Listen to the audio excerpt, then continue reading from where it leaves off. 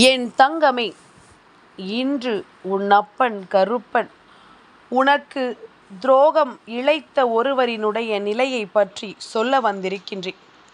என் குழந்தையே, எப்பொழுதுமே நாம் என்னவாக இருக்கிறோம், என்னவாக வாழ்கிறோம் என்பதை பொறுத்து ஒருவரினுடைய இறப்பு இருக்கும். அந்த இறப்பிற்கு நம்மை சுற்றி வருகின்ற கூட்டமும் இருக்கும். ஆனால் எல்லாமுமே எது நடந்தாலும் நமக்கு தெரிய போவதில்லை இந்த உலகத்தை விட்டு சென்ற பிறகு. ஆனால் நாம் இருக்கும் பொழுதே நம் மனசாட்சி நமக்கு சொல்லும் அல்லவா, நாம் யாருக்கு என்ன செய்தோம், யார் வாழ்க்கையில் எப்படிப்பட்ட விஷயங்களை எல்லாம் செய்து முடித்தோம் என்பதனை அது உனக்கு சொல்லும் அல்லவா.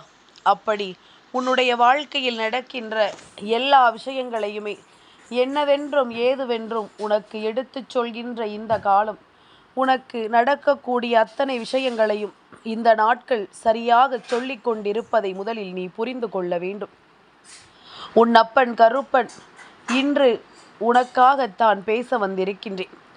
சூழ்நிலைகளை கண்டு பதறிக்கொண்டிருக்கும் என் குழந்தை, தன்னை சுற்றி நடக்கின்ற ஒவ்வொரு விஷயங்களையும் நீ புரிந்து கொள்ள முடியாமல் போகலாம். ஆனால் உனக்கு நடப்பதையெல்லாம் இனிமேலும் நீ புரிந்து கொள்ளவில்லை என்றால் நிச்சயமாக நீ பல வேதனைகளுக்கும் இன்னல்களுக்கும் சிக்க வேண்டிய நிலைமை உனக்கு வந்துவிடும். அடுத்தவர்களுக்கு துரோகம் செய்வதும் அடுத்தவர்கள் வாழ்க்கையை அழிக்க நினைப்பதும் என்னவென்று நாம் உணர வேண்டிய காலகட்டம்.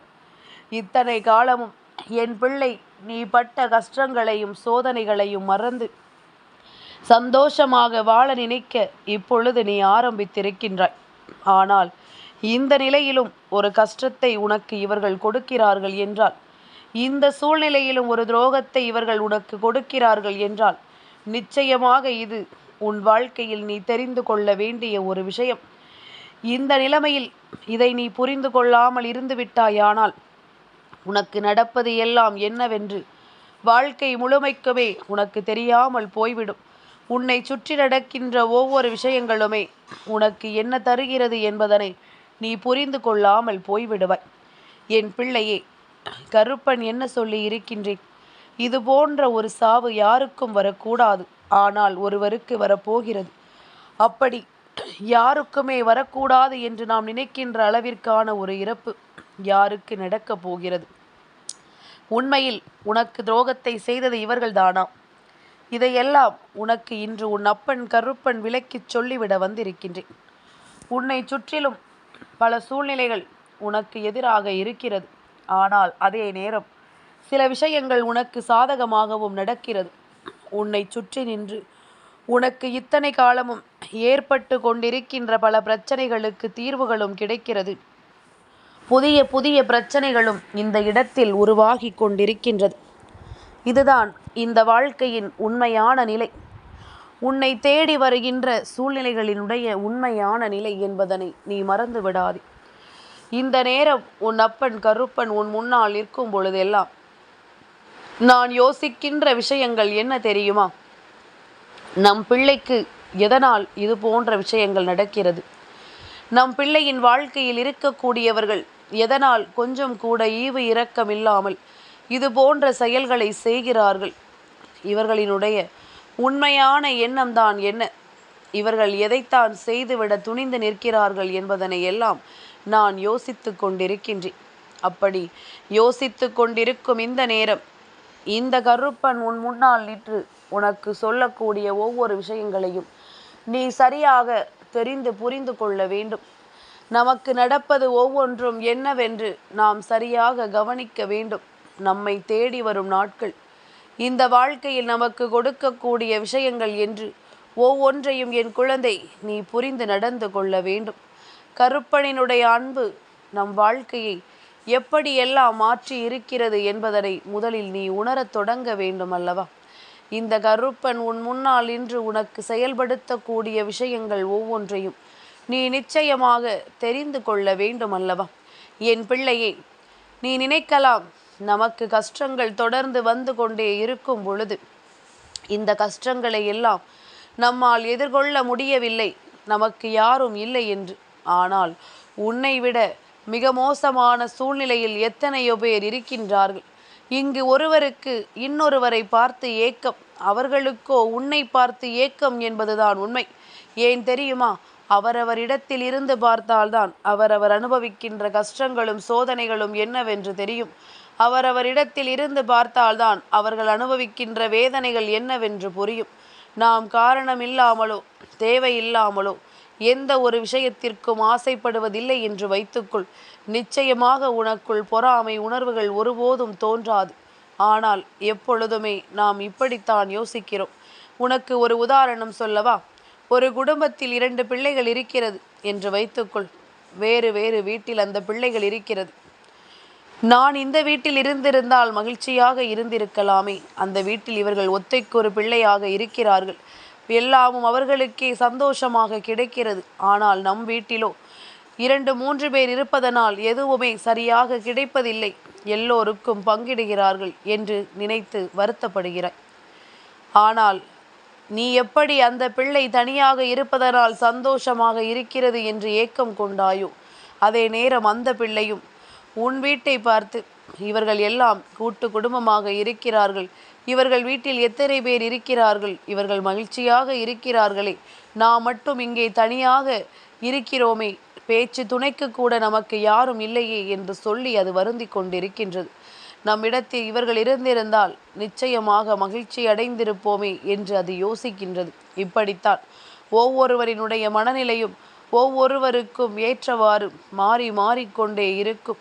அவரவர் சூழ்நிலைக்கு தகுந்தாற் போல அது மாற்றத்தை கண்டுவிடும் என்பதனை மறந்துவிடக்கூடாது. உன்னோடு உனக்காக எப்பொழுதுமே வருகின்ற இந்த கருப்பன் இது போன்ற பல விஷயங்களை தெரிந்து வைத்து விட்ட பிறகுதான் உன் முன்னால் வந்து நிற்கின்றேன். காரணமில்லாமல் நான் எதையும் சொல்ல மாட்டேன். ஆனால் காரணத்தோடு நான் சொல்கின்ற விஷயங்கள் எல்லாமுமே உன்னுடைய வாழ்க்கையில் ஒரு மிகப்பெரிய நகிழ்வை நடத்தி கொடுக்கும் என்பதனை நீ மறந்துவிடக்கூடாது. இது எல்லாமும் உன்னுடைய வாழ்க்கையில் நீ விரும்பிய மகிழ்ச்சியை நிச்சயமாக கொண்டு வந்து கொடுக்கும் என்பதனை நீ மறந்துவிடக்கூடாது. எப்பொழுதுமே நம்மை சுற்றி நடக்கக்கூடிய விஷயங்கள், நமக்கு ஏற்படுகின்ற சோதனைகள் என்று ஒவ்வொன்றுமே உன்னை பாடாய்படுத்தி எடுக்கிறதே என்று சொல்லி கலங்கி கொண்டிருக்காதே. எல்லாவற்றிற்கும் ஒரு முடிவு உண்டு என்பதனை நீ தெரிந்து கொள்ள வேண்டும். எல்லா விஷயங்களுக்கும் ஒரு தீர்வு உண்டு என்பதனை நீ உணர்ந்து கொள்ள வேண்டும். கருப்பன் இருக்கும் பொழுது இதையெல்லாம் நான் உனக்கு சரி செய்து கொடுக்காமல் வேறெங்கும் செல்ல மாட்டேன் என்பதனை நீ உணர்ந்து கொள்ள வேண்டும். கருப்பன் எதையெல்லாம் உனக்கு சாதகமாக்க நான் முடிவு செய்கின்றேனோ அவை ஒவ்வொன்றுமே உன்னை அடுத்த நிலை என்னவென்று யோசிக்கச் செய்கின்ற அளவிற்கு தான் இருக்கிறதே தவிர ஒருபோதும் இப்படியே நான் உன்னை தேங்கிவிட அனுமதி கொடுப்பது கிடையாது. ஒருபோதும் உன்னை நான் இப்படியே இருந்துவிட அனுமதி கொடுப்பது கிடையாது என்பதனை நீ புரிந்து கொள்ள வேண்டும். இந்த கருப்பன் முன்னின்று ஒன்றை செய்யும் நேரம் இவை எல்லாவற்றையுமே தெரிந்து புரிந்து உனக்கு என்ன வேண்டும் என்று நீ யோசிக்கிறாயோ அதையெல்லாம் கவனமாக உணர்ந்து நீ செய்யும் பொழுது உனக்கு எல்லாமுமே சரியாகவே நடக்கும் என்பதனை நீ நிச்சயமாக கண்டுகொள்வாய். எல்லா இடத்திலும் உனக்கு வேண்டியதை உறுதிப்படுத்த நீ முன் வந்து விடுவாய். உன்னை சுற்றிலும் நான் இருக்கும் இந்த காலம் இந்த கருப்பன் எப்பேற்பட்ட தீமைகளில் இருந்தெல்லாம் உன்னை காப்பாற்றி இருக்கிறேன் என்பது தெரியுமா? உன்னை சுற்றி பல சூழ்ச்சிகளும் உன்னை சுற்றி பல சூழ்நிலைகளும் நடந்து கொண்டிருக்கின்றது. எல்லாமும் ஏதோ ஒரு வகையில் உனக்கு வேதனைகளை கொடுத்து நடந்து கொண்டிருக்கின்றது. அப்படி இருக்கும் பொழுது இதையெல்லாம் என் குழந்தை நீ பொருட்படுத்தாமல் அங்கு தேவையில்லாத விஷயங்களுக்காக சண்டையிடுவதும் தேவையில்லாத பிரச்சனைகளுக்காக வருந்திக் கொள்வதுமாக இருந்து கொண்டிருக்கின்றாய். இனி என்னவாகும் என்று நீ யோசிக்கும் நேரம் இந்த கருப்பன் உனக்கு எல்லாவற்றையுமே முன்னின்று எடுத்துச் சொல்வேன். முன்னின்று எதையுமே உனக்கு நான் நடத்தி கொடுப்பேன். இதுவரையிலும் நீ தேவையில்லாத விஷயங்களுக்காக வருந்தியது எல்லாம் போதும். இனியாவது நடக்கக்கூடிய உண்மைகளுக்காக நீ கலங்கி நின்றாயானால் அது கூட ஒரு வகையில் உனக்கு பயன்படும். அது கூட ஒரு வகையில் உனக்கு நன்மைகளை தரும். இது போன்ற ஒவ்வொரு விஷயங்களிலும் உன்னுடைய எண்ண உணர்வுகளை நீ தெளிவுபடுத்தி கொண்டே இருக்க வேண்டும். உன்னுடைய எண்ண ஓட்டங்கள் எல்லாமுமே உனக்கு சரியாகவே இருக்க வேண்டும். நீ இருந்து எதை செய்யும் பொழுதும் அது உனக்கு மிகப்பெரிய நம்பிக்கையை கொடுக்கிறது என்பதனை நீ மறக்கக்கூடாது. இந்த நொடி முதல் இந்த வாழ்க்கையில் எல்லாமும் மாறப்போகிறது என்பதனை நீ நிச்சயமாக கண்கூடாக காணத்தான் போகின்றாய். கருப்பன் எந்த இடத்திலும் முன்னின்று உனக்கு நான் எந்த ஒரு விஷயத்தையும் நடத்திவிட எண்ணி இருக்கின்ற இந்த காலங்கள் உனக்கு மிகப்பெரிய அதிசயங்களை நடத்தும். அப்பன் சொன்னது போலத்தான் என் பிள்ளையே, நாம் செய்கின்ற துரோகங்களும் பாவங்களும் நமக்கு நிச்சயமான வேதனைகளை பின்னாளில் கொடுக்கும். அதுபோல இது போன்ற ஒரு சாவு நிச்சயமாக ஒருவருக்கு வரக்கூடாது என்று நாம் நினைக்கிறோம். ஆனால் அது உனக்கு துரோகத்தை செய்கின்ற ஒருவருக்கு வரப்போகின்றது என்றால் அதை நீயே ஒத்துக்கொள்ள மாட்டாய். துரோகத்தையே செய்தாலும் மற்றவர்களுக்கு வேதனைகளையே கொடுத்தாலும் அவர்களுக்கு இறப்பு என்ற ஒன்றை வர யாரும் அனுமதிப்பது கிடையாது. நின்று போராட வேண்டும், முதுகில் குத்தாமல் எதிர்த்து நிற்க வேண்டும் என்றுதான் யோசிப்போமே தவிர ஒருபொழுதும் இந்த துரோகம் என்பது இவர்கள் இருக்கவே கூடாது என்று ஒரு நாளும் நினைப்பது கிடையாது. என் பிள்ளையின் மனநிலையை நான் அறிவேன். என்னுடைய பிள்ளையினுடைய எண்ணங்களை நான் அறிவேன். என் குழந்தை நீ எப்படி யோசிப்பாய் என்பதனையும் நான் அறிவேன். உன்னை சுற்றி என்ன நடக்கிறது, ஏது நடக்கிறது என்பதனை புரிந்து கொண்டு அதற்கு ஏற்றது போல நீயும் உனக்கானவற்றை எல்லாம் உறுதிப்படுத்துவதை நிச்சயமாக நீ புரிந்து கொள்வாய். இத்தனை நாளுமே இவர்கள் உன்னை படுத்திய பாடுகள் எல்லாமும் போதும். இதற்கு மேலும் அவர்கள் படுத்துகின்ற கஷ்டங்கள் ஏராளம் இருக்கின்றது. இத்தனை நாளும் இவர்கள் உனக்கு கொடுத்த துன்பங்கள் ஏராளம் இருக்கின்றது. அப்படி எல்லா துன்பங்களையும் கஷ்டங்களையும் கடந்து நீ வாழ வேண்டும் என்று நினைத்த பொழுது இனி எல்லா தருணங்களும் இவர்களால் மீண்டும் மீண்டும் உனக்கு துன்பத்தை தான் கொடுக்க காத்து கொண்டிருக்கிறது. என் பிள்ளையே, இப்படியே தொடர்ந்து கொண்டிருந்தால் ஒரு வழியாக இவர்கள் உன் வாழ்க்கையே பதம் பார்த்து விடுவார்கள். என் பிள்ளையே, பொதுவாகவே ஒருவரின் இறப்பு அவர் எப்படிப்பட்டவர் என்பதனை நிரூபித்து காட்டும். அதாவது அவரினுடைய தலைமாட்டிற்கு அருகில் இருந்து அழுகின்றவர்களின் கணக்கை வைத்துத்தான் உண்மையாகவே அவர்களுக்காக எத்தனை பேர் வந்திருக்கிறார்கள் என்பதனை நாம் தெரிந்து கொள்ள முடியும். இத்தனை நாளுமே என் பிள்ளை நீ பட்ட கஷ்டங்களும் பாடுகளும் போதும். இனி உனக்கு நடக்கக்கூடிய நல்ல விஷயங்களை நான் என்னவென்று எடுத்துச் சொல்லப் போகின்றேன். உனக்கென வரக்கூடிய சூழ்நிலைகளை நீ என்னவென்று புரிந்து கொள்ள எப்பொழுதுமே தயாராக இரு. என் தங்கமே, யாருக்காக இருந்தாலுமே கடைசி நேரம் என்ற ஒன்று வரும்பொழுது இவர்களுக்காக ஒரு சொட்டு கண்ணீரை வடிக்கும்படியாவது ஒருவர் இருக்க வேண்டும்.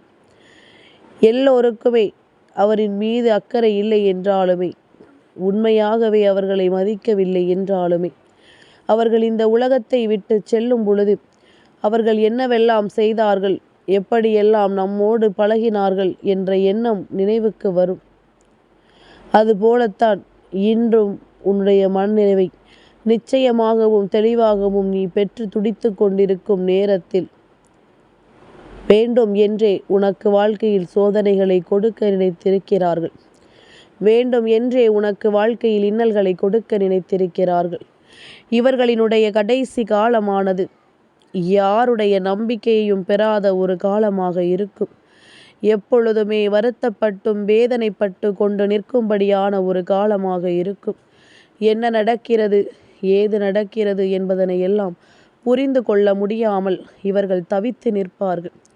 இவர்களை சுற்றி வருகின்ற விஷயங்கள் எல்லாமும் இவர்களுக்கு மிக பெரிய புரிதலை கொடுக்காமல் மேலும் மேலும் இவர்களை வேதனைப்படுத்தி கொண்டே இருக்கும்.